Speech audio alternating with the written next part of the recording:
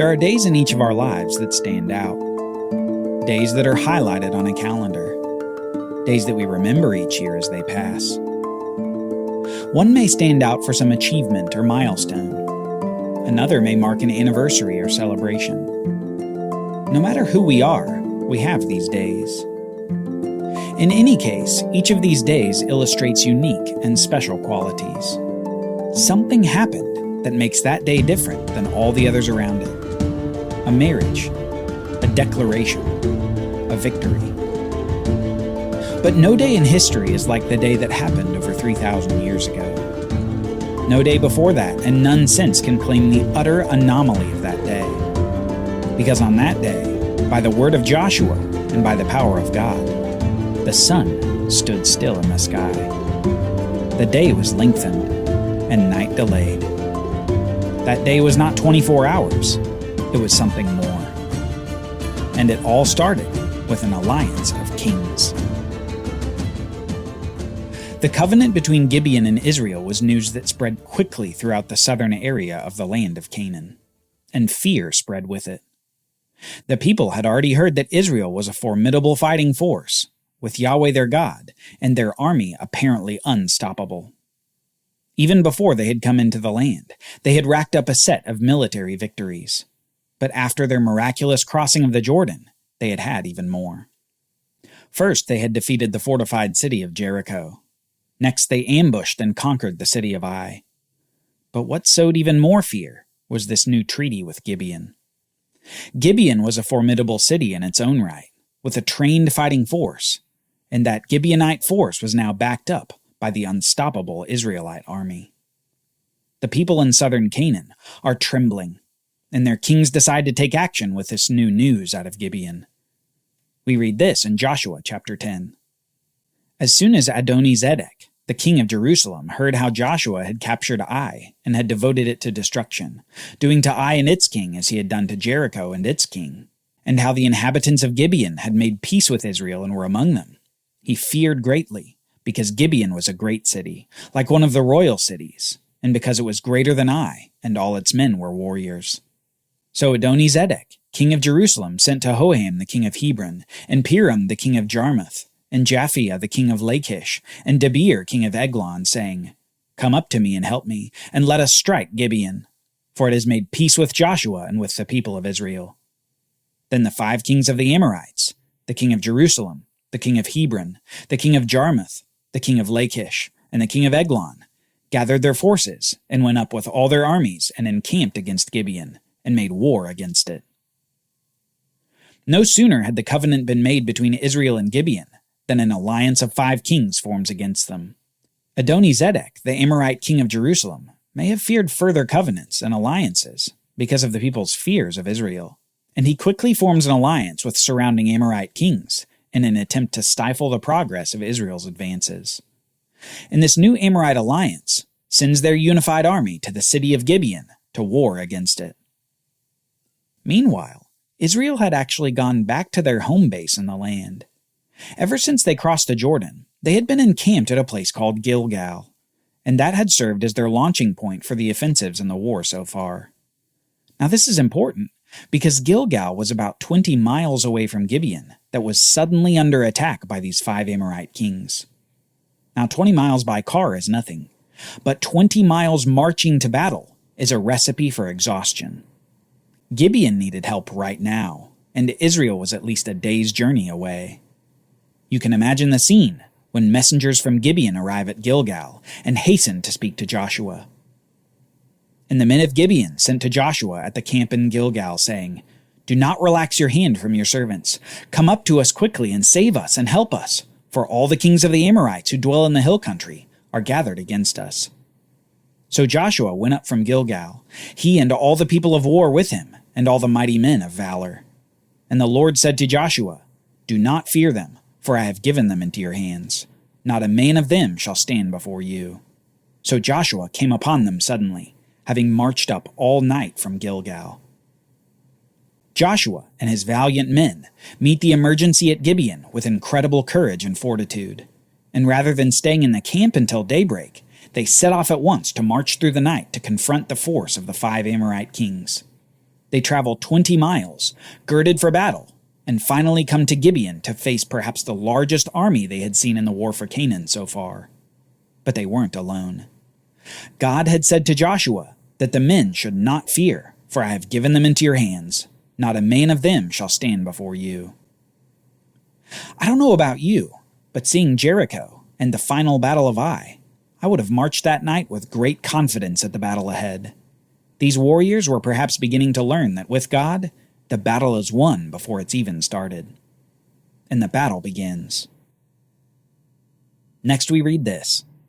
And the Lord threw the Amorites into a panic before Israel, who struck them with a great blow at Gibeon, and chased them by the way of the ascent of Beth-horon, and struck them as far as Azekah and Makkedah.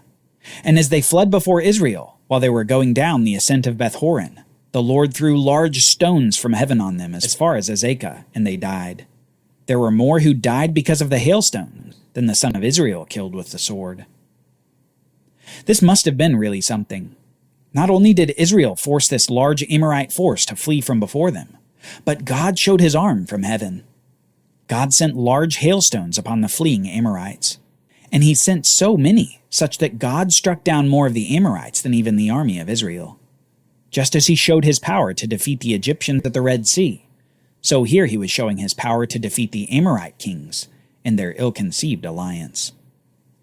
This victory at Gibeon was great so far, but what happened next would make this day a day to be remembered for ages to come. Because today would be the day when the sun would stand still. Joshua wasn't done with his battle against the Amorites.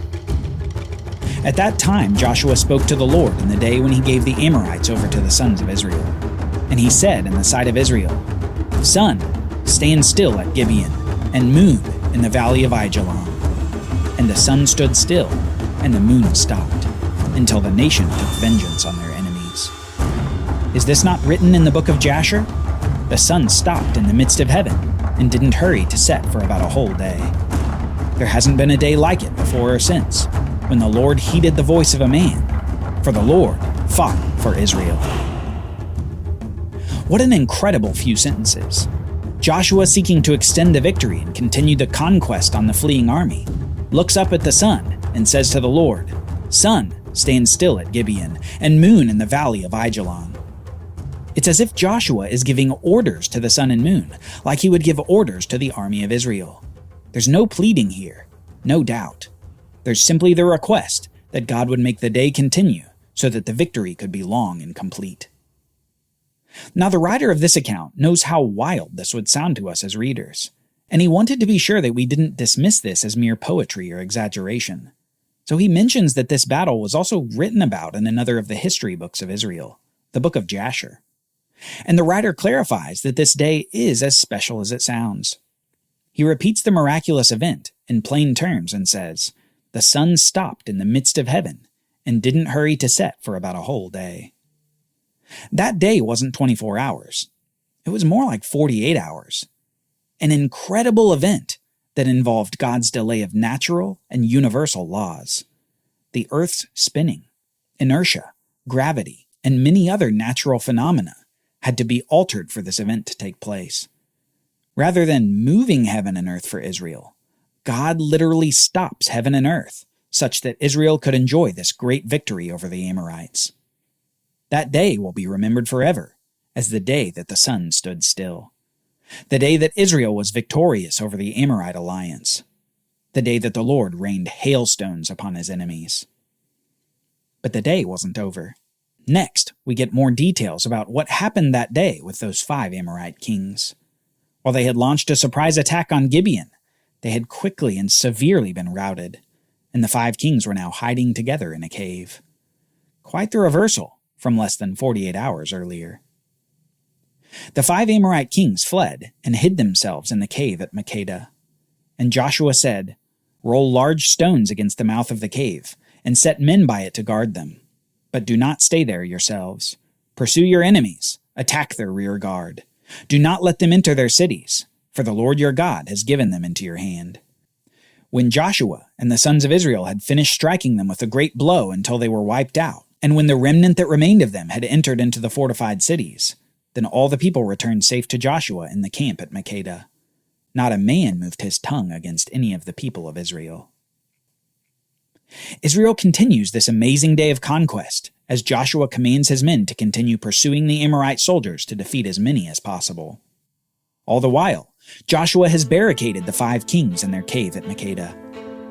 And something like an eerie silence settles upon the people of the land toward Israel.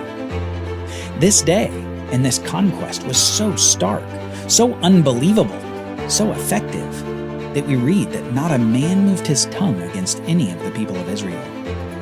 No one would dare speak a word, lest this seemingly invincible army come against them next. But soon the battles were over, and it was time to deal with the 5 kings. Then Joshua said, "Open the mouth of the cave and bring those 5 kings out to me from the cave." And they did so and brought those 5 kings out to him from the cave. And when they brought those kings out to Joshua, Joshua summoned all the men of Israel and said to the chiefs of the men of war who had gone with him, "Come near, put your feet on the necks of these kings." Then they came near and put their feet on their necks. And Joshua said to them, "Do not be afraid or dismayed. Be strong and courageous. For thus the Lord will do to all your enemies against whom you fight." And afterward, Joshua struck them and put them to death, and he hanged them on 5 trees. And they hung on the trees until evening. But at the time of the going down of the sun, Joshua commanded, and they took them down from the trees and threw them in the cave where they had hidden themselves. And they set large stones against the mouth of the cave, which remain to this day. Joshua ends this battle by making an example of these 5 kings. He uses them as an illustration of what Yahweh will do to all their enemies dwelling in the land of Canaan. He will utterly, totally defeat them. Whether it be through water, through hailstones, through trumpets and shouts, or through the sword, God will grant his people victory over their enemies. Joshua says to his men just what God had said to him. He says to his men, "Be strong and courageous," before they move on to the next battles.